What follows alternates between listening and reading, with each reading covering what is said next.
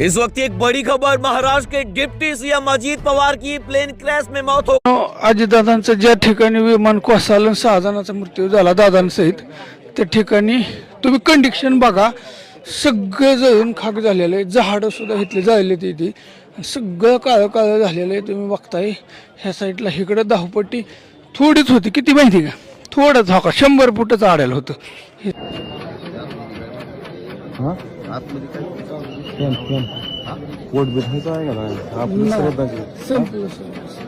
Battery असतील आतमध्ये आवाज येतो कुरकुर.